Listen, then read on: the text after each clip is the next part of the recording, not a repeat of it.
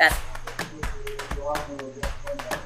Hello everyone. Today, I will show you how to proper way of installing a driver in Windows 10.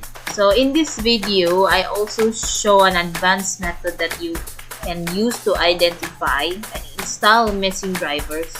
If you have absolutely no idea what the driver is that you need to install on your system.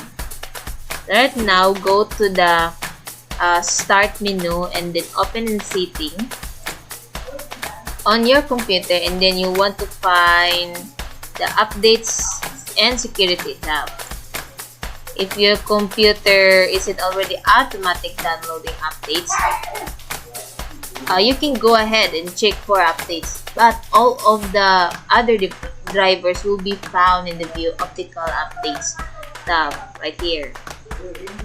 So if you click into the optical updates, so you'll see a driver updates tab, and you can click on that to expand it, and just click and just click this and then download the install. So you see, you select it and this checkbox right here, and just click on the download and install.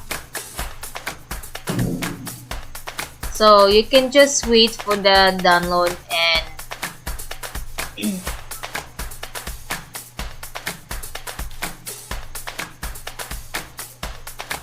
so you can just wait for the download.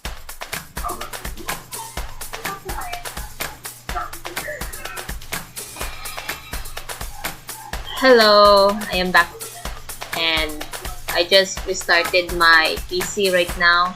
And once you restarted your computer, you can come back to Windows Update. Okay, so Windows Update, and check for updates again to see if it found the other drivers that you should be installed. So this is it. Thank you so much for watching my video, and I hope that I could help you with other issues with this about the installing the drivers.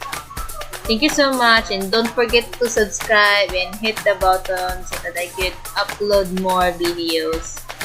And God bless you everyone.